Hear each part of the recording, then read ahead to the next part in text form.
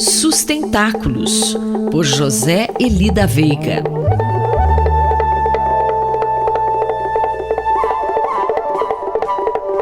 Professor José Eli da Veiga, bom dia. Fale-nos da programação da próxima terça no IEA. Olha, nesta terça-feira, dia 3 de março, chamada super terça por causa das primárias nos Estados Unidos, também será uma super terça, pelo menos de manhã, no Instituto de Estudos Avançados, porque nós teremos o privilégio de poder receber o professor Jean-Pierre Dupuy, que é professor de filosofia e de ciência política em Stanford. Como o nome mostra, evidentemente ele é francês, foi muito tempo da Politécnica de Paris, agora é emérito da Politécnica de Paris. Ele tem 44 livros publicados, dos quais uma meia dúzia traduzidas. Um dos que mais talvez seja conhecido no Brasil foi traduzido aqui com o título de O Tempo das Catástrofes, mas na realidade, na origem, a tradução ao pé da letra, seria Por um Catastrofismo Ilustrado ou Iluminado. Esse era o título em francês, que aqui virou O Tempo das Catástrofes. E ele tem, esse livro, um subtítulo particularmente interessante, que é Quando o Impossível é uma Certeza. Esse não é o único tema tratado nos livros do Dupuy. O último, por exemplo, foi mais especificamente sobre a hipótese de um inverno nuclear, sobre o uso das armas nucleares, e inclusive foi objeto há muito tempo de uma coluna aqui. Mas é uma constante, digamos assim, o tratamento dessa questão, vamos dizer, das grandes incertezas da sustentabilidade ou das grandes incertezas sobre a nossa permanência aqui no planeta, como se diz, na verdade, na biosfera, porque o planeta, para nós, não serviria para nada sem a biosfera, isto é, sem a vida em geral. O senhor pode dar mais detalhes desta conferência, professor? Pois é, não vai ser uma grande conferência, embora ele vá falar a maior parte do tempo, evidentemente, não podemos perder essa oportunidade de tê-lo no Brasil, Na verdade, se as pessoas entrarem no site do IEA e procurarem a sinopse com a programação, vão ver que está tudo organizadinho em um roteiro de 4 etapas, em que, na verdade, ele fará, então, digamos, 4 exposições de 20 minutos. Entre essas exposições, nós vamos ouvir perguntas, comentários de 3 colegas que eu convidei para esse evento e que estão, com certeza, entre os principais, os mais importantes autores sobre esse tema, que eu me referi, Incertezas da Sustentabilidade, que são o Eduardo Viola, que é professor de Relações Internacionais na UNB, em Brasília. Em breve estará conosco na USP, mas vai participar já desse evento do IEA. E em seguida o Ricardo Abramovay, que é bem conhecido de todos nós, que está professor sênior no Instituto de Energia e Ambiente da USP, e principalmente o Eduardo Matias, que é um ex-aluno que, na verdade, ele advoga, ele trabalha como advogado, mas de tempos em tempos ele tira umas licenças, vai para o exterior para investir em pesquisa e publica livros. E os 2 livros anteriores dele foram prêmios Jabuti, e ele está preparando um outro. Ele esteve agora um período em Berkeley e em breve será professor visitante em Stanford, justamente. E promete, viu? Ele está pesquisando o efeito das novas tecnologias, como inteligência artificial, etc. Acho que essas poucas informações que eu dei devem fazer com que, no mínimo, desperte a curiosidade das pessoas irem ao site do IEA USP e darem uma espiada na programação desse dia, na super terça, 3 de março. Muito obrigado e um grande abraço. Mais informações sobre sustentabilidade estão disponíveis no site sustentáculos.pro.br e na página pessoal do colunista zeeli.pro.br. Eu, Antônio Carlos Quinto, conversei com o professor José Eli da Veiga para a Rádio USP. Sustentáculos, por José Eli da Veiga.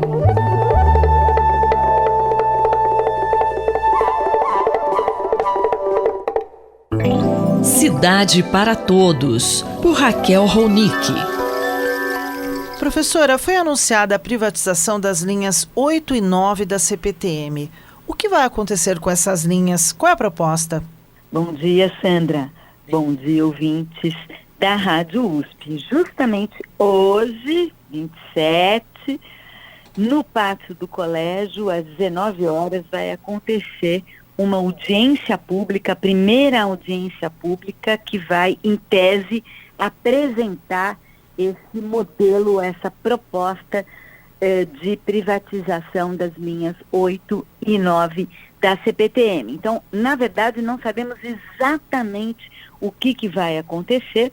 Essa história da privatização, uma história que já vem vindo há muito tempo, ela começou com uma iniciativa da Triunfo Participações, né?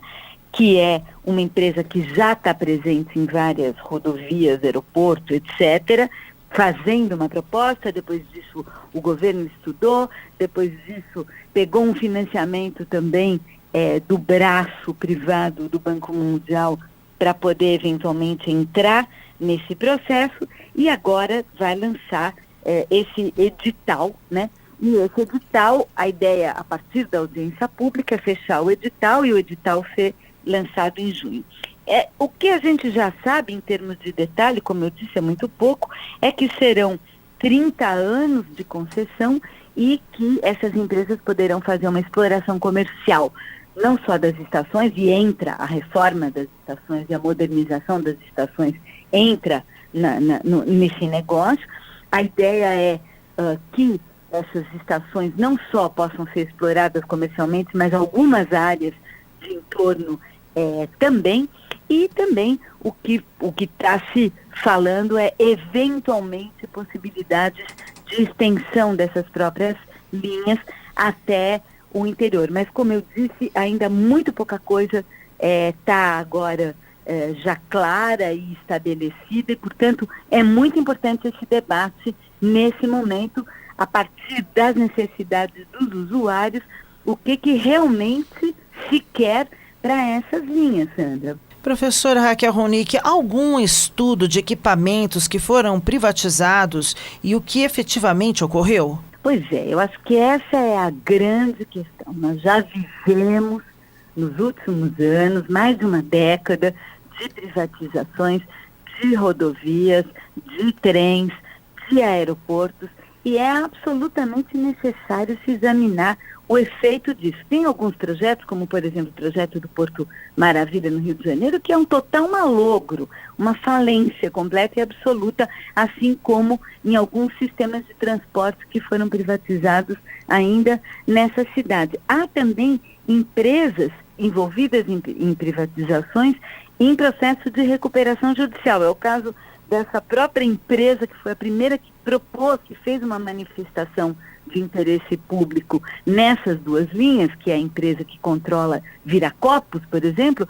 Ela não está bem, está passando por dificuldades financeiras. Então, nós sabemos também que, no próprio caso de São Paulo, o consórcio que pegou a linha 4 teve que ser remunerado com recursos públicos numa quantidade muito significativa, que inclusive saiu dos cofres, ou deixou de entrar nos cofres da CPTM. Então, o debate sobre a questão da privatização, ela tem que ser muito mais claro do ponto de vista daquilo que foi privatizado, que benefícios trouxe, que problemas trouxe, antes de se partir para isso. Além do mais, aí há um detalhe também, ainda não está equacionado, no caso da CPTM, toda a relação com as concessionárias de carga, porque a 8 e a 9, elas operam sobre um trecho da antiga Sorocabana, e outros trechos da Sorocabana estão na mão de concessionárias privadas de carga. E enquanto isso não é equacionado, a modernização de todo o sistema não será possível, Sandra. Eu sou Sandra Capomatto. Você ouviu a professora Raquel Ronick, da Faculdade de Arquitetura e Urbanismo da Universidade de São Paulo. Cidade para Todos, por Raquel Ronick. Espaço em Obra, por Guilherme Wisnik. professor Guilherme Wisnik. Enfim, chegamos ao fim do carnaval. Olha, Márcia, eu queria hoje fazer comentários a propósito do carnaval que acaba de terminar e aproveitando o tema do carnaval para tratar da querela em torno do problema do lugar de fala, né? E das fantasias de você poder, justamente através do carnaval, que é a ideia de você se transformar em outras pessoas, você se transvestir ou se travestir de personagens, até que ponto você pode, de fato, fazer isso ou não.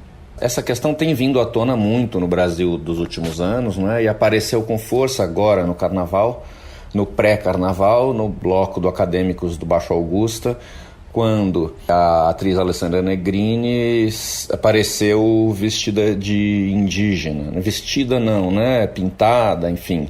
E isso gerou muitas críticas, etc. Esse assunto até já foi, o mérito do assunto em si já foi bem esmiuçado, porque ela se defendeu muito bem, né? Ela estava junto com Sônia Guajajara, com várias lideranças indígenas, apoiada por isso, não era alguém que simplesmente estava tentando tirar proveito de um outro povo de uma maneira leviana, ao contrário. Mas o que isso revela, quer dizer, o que eu queria a partir dessa história, trazer um pouco para a discussão que perspectiva cultural hoje se afirma no Brasil à medida que esses valores ganham proeminência, né? Professor, você poderia explicar melhor o que isso significa em relação ao carnaval? Por exemplo, muitas das marchinhas de carnaval hoje estão proibidas, canceladas, porque são sambas, são músicas racistas, preconceituosas, coisa que antes não se percebia como tal, mas hoje se percebe e é importante que essa releitura histórica se faça, né? Não podemos pactuar com um tipo de visão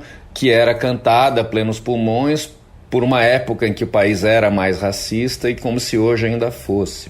Mas essa impossibilidade, essa dificuldade muito grande que hoje há para que as pessoas que elas apareçam vestindo outros personagens, que afinal é a essência do carnaval, a ideia de carnavalizar é você ser outro, você poder ser alguma coisa que não é, que está no campo de uma ficção que se festeja naquele momento, né? Isso me remete ao Manifesto Antropófago de Oswald de Andrade, sobretudo ao lema em que ele diz: só me interessa o que não é meu, lei do homem, lei do antropófago. Esse princípio, que é como que a essência da antropofagia, que depois foi reeditada pelo tropicalismo nos anos 60 e sobreviveu nos anos 70 muito, não é? Era essa perspectiva de um Brasil, de um país no qual a carnavalização buscava tirar força da ideia de que você pode ser outro, assintosamente quem você não é. E esse outro que você encarna de alguma maneira é um choque de identidades, né? Não é uma identidade fixa que afirma um lugar estabelecido, sólido, né? Justamente a ideia de carnavalização é porque é um lugar, um personagem que se forma em choque, isso é, cruzando referências, e esse cruzamento é que é poderoso. Portanto, essa lei do antropófago é essa vontade de querer ser o que não é e, ao apropriar-se disso, ganhar força, né? Só a antropofagia nos une desse ponto de vista. Esse povo mestiço na América do Sul, não é? Pensou durante muito tempo que poderia ter um sinal de potência por essa via, né? Me parece que hoje nós estamos num plano completamente oposto. É como se aquela possibilidade de Brasil não tivesse mais lugar no mundo de hoje. Eu acho que essa reflexão precisa ser feita, porque essa é uma perda enorme para todos nós. Eu sou Márcia Vanza e conversei com o professor Guilherme Wisnik. Espaço em Obra, por Guilherme Wisnik.